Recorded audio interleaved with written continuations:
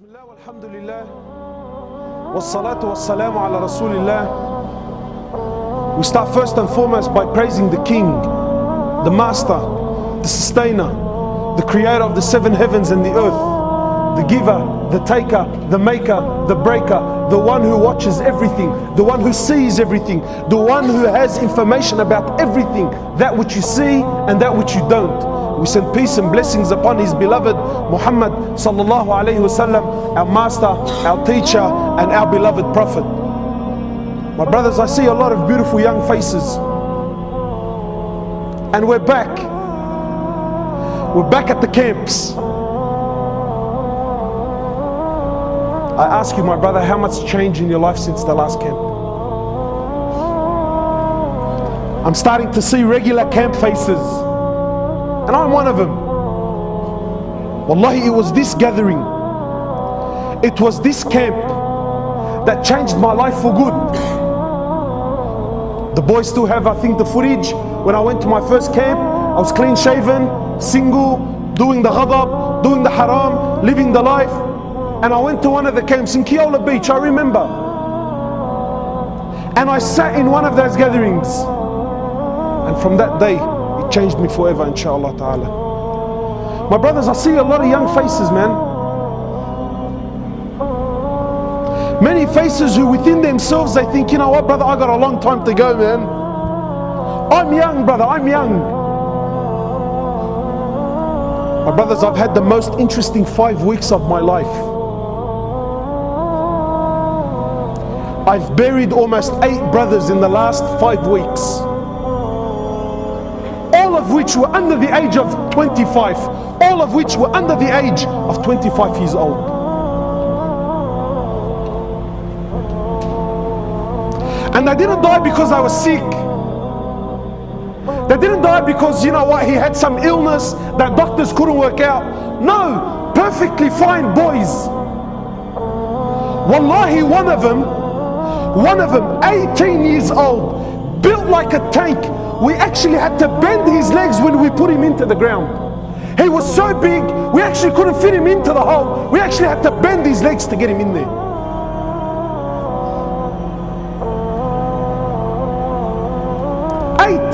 Under the age of 25. And ask me how many of them prayed. None of them.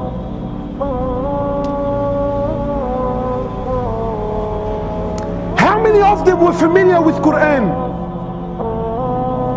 None of them. This is what the people around them are telling me. This is what their friends are telling me. My brothers, you sit here hopeful, thinking I have a long life.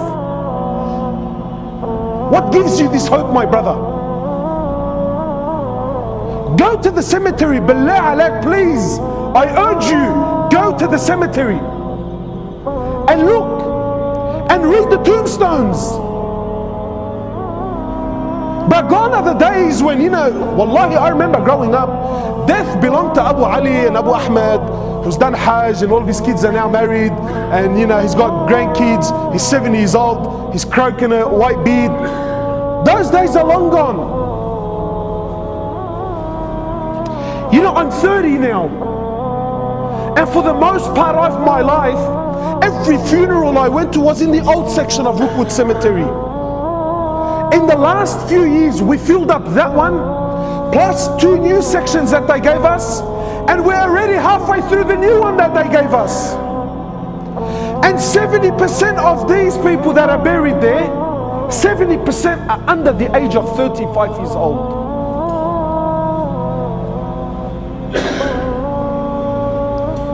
And yet we're still running amok in this world. We're still running amok. My brothers, life is serious, man. I hate to break it to you, wallahi. You know, I can sit here and give you this nice, beautiful talk with the Indian background dancers, Aflam Hindi. I can do that for you, inshallah, and make you feel good. You know, brothers tell me, brother, why have you become so pessimistic? Why don't you speak about the mercy of Allah, the rahmah of Allah? Give people hope. Sometimes hope in the wrong hands, can actually destroy the person. One of the great companions of Muhammad sallallahu alaihi wasallam,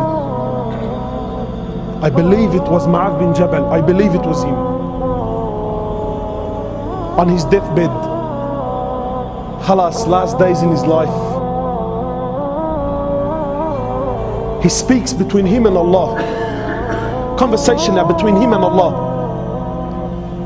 He says, Ya Allah, you know that I lived my whole life in fear of you. He says, Ya Allah, I lived my whole life in fear of you. And now, Ya Allah, I'm on my deathbed. Khalas, I'm dying, I'm going, I'm leaving. Now, Ya Allah, even if I wanted to do something, I physically can't. So, Ya Allah, I'm asking now I'm knocking on the door of your rahmah. Ya Allah, now I'm knocking on the door of your mercy. He says, I lived my whole life in what? In fear. But now, Ya Allah, khalas, I've reached an age where even if I wanted to do something, I can't. I'm too old, I'm too fragile, I'm too brittle, I'm too sick. I actually can't get out of the bed. Now, Ya Allah, now at this moment of my life, I'm knocking on the door of your mercy. Ya Allah, I'm asking that you have rahmah upon me.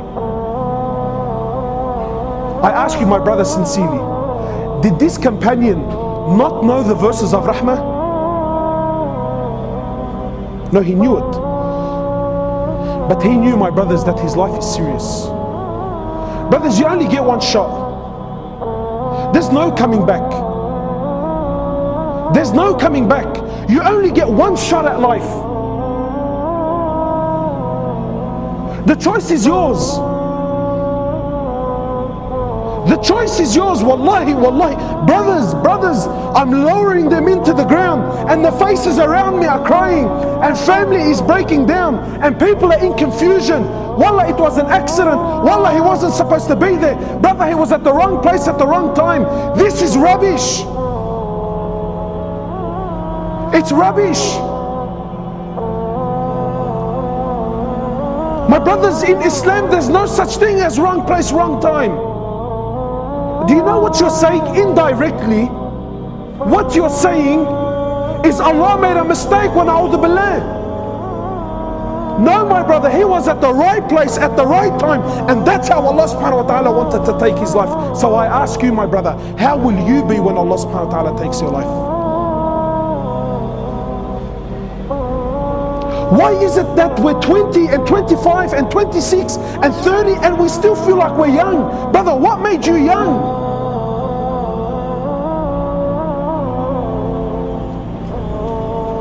My brothers, you have one shot at life. One shot. There's no coming back. You can't come back to fix things up. Please, my brother, wallahi, I'm begging you, not for my sake, for your sake, make it right, man. Make it right. My brothers, wallahi, I look into the eyes of the people in front of me, and I know we've had a rough past. We've been down some bad roads. We've gotten off to a bad start. But this is the place to make it right. Maybe some of you came here because your mate forced you. Maybe. It happens. Maybe some of you came here because his wife has been doing his heading for the past 6-7 weeks, and bro, I just need a break. Maybe that's why you're here. Or maybe you're here because, you know what? At home, my mum and dad, they never let me go anywhere. So at least if I come under the disguise of a camp, I can run amok. Maybe that's why you're here. Allahu Alam. And maybe some of you are here because, you know what, I used to be on deen for a couple of years. Well, I haven't shown my face in the UMA. I feel bad. Maybe if I go to the camp, I can save face. I don't know. Whatever the excuse is, you came with one intention. This is the time to change that intention. This is the time to change that intention. Ya Allah, we're here for your sake. Ya Allah, I'm here because I'm sick. You know what this place is, my brothers? You know what this gathering is? This is the hospital. This is the hospital. Why? Because we're all sick. When you go to the hospital, not everyone has the same sickness. There's the junkie, there's the one who broke his arm, there's the one who's mentally sick, there's the one who's physically crippled. Not everyone in the hospital is sick. There's the doctors, there's the patients, there's the family, there's the visitors. This is the hospital. And we've all come here to put our hearts before Allah Azza wa Jal. We're all here to make tawbah. Here, there's no status in this room. We're all equal. We're all sick. Some of you probably don't pray. So you're looking at me thinking, bro, this guy's got a beard down to his gut. What sickness does he have? Wallahi, there are sicknesses in this heart, my brothers, and I'm not being humble. Not being humble. Don't ever think that shaitan will allow you to. Don't think that, you know what, when I come on deen, shaitan khalas it. No. There are sicknesses in this heart. There are sicknesses that don't show on the outside, but only Allah knows them on the inside. There's pride, there's riyah, there's showing off, there's thinking I'm better than this person and better than. We're all sick. This is the hospital, and we've come here to fix this. And as brothers, we're here to support one another. I'm telling you, like I was telling you before, this camp changed my life. Before I came, was it in 05? Ahmed, was it in 05, my first camp? I think it was in 05 or in 04, I can't remember. 05 and 04. Some of you, you've been coming to camps for a while now, and you're thinking, yeah, you know what? This camp, you will only get out what you put in. This is a tool. When I went to my first camp, I never knew brothers, never knew mahabba, praying together. Wallah, I never knew any of this. But I seen something special. And in my heart, wallahi, in my heart, I wanted to be a part of it. I wanted to be a part of it. So I made friends with Fulan, and made friends with Fulan, and I met the Shaykh for the first time, and you know, but I was hungry. And then what happens? The brother said to me, brother, you know, we have the UMA, yeah? We have this da'wah group. You can come and you can join us. This camp will not change anything. If you're gonna come to the camp and go home, let me break it to you now. Wallahi, let me break it to you now. You'll have fun, yeah, you'll taste something nice, but you're gonna go home empty-handed. This is the place you make decisions. I make decisions. When I go back, this is what I want. So I went back, met the boys. One camp became another, third, fourth. Wallahi, from that day till now, I've never ever missed a camp. Never missed a camp. Why? Because the heart wants it, bro. The heart wants it. And then from being in the environment, camps became khutbahs, became taking the boys out, became dawah, became jawla. Changed my life. And this is what we want, my brothers. This is what we want. You want to die in this environment. You want to die like this. You don't want to die. Wallahi. Ahwal, man, ahwal. Brothers come up to me, imagine, all right? Brother is dying, no salah, clean shaven, in the state of zina. One brother was actually in the state of zina. Yeah?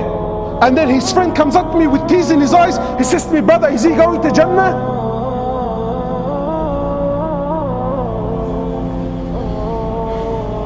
Man qala la ilaha illallah dakhala al-Jannah.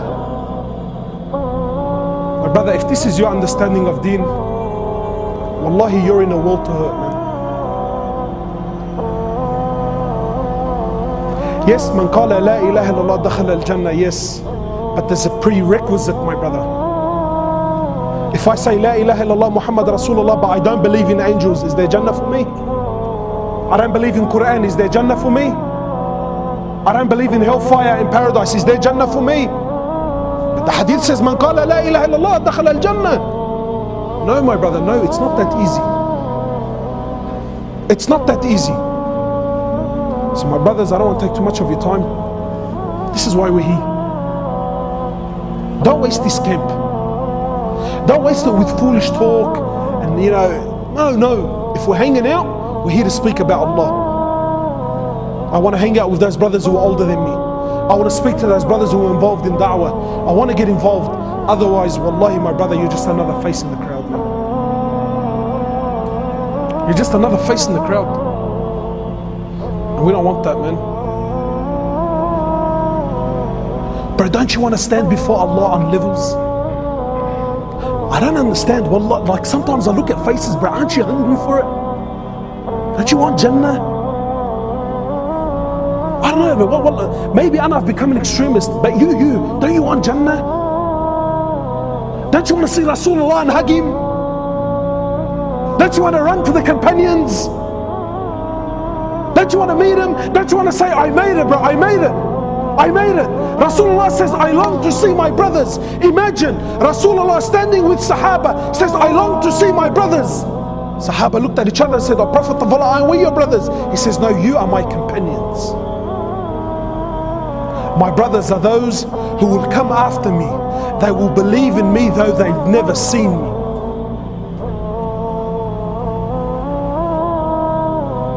Don't you want to see Rasulullah? So inshallah, my brothers, this is it. Wallahi, these are the camps. These are the camps. You need to start thinking from now. When I go back, what am I doing? See, usually the boys have this talk when? At the end of the camp. And they will do it. But you, inside of you, if you want levels, think now.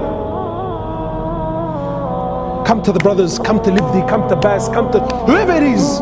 Tell him, brother, please, man, I want him, bro. I want to be involved. So inshallah ta'ala, I ask that every single one of you take these next few days serious. And wallahi, I'm telling you, this changed my life. The man that stands before you.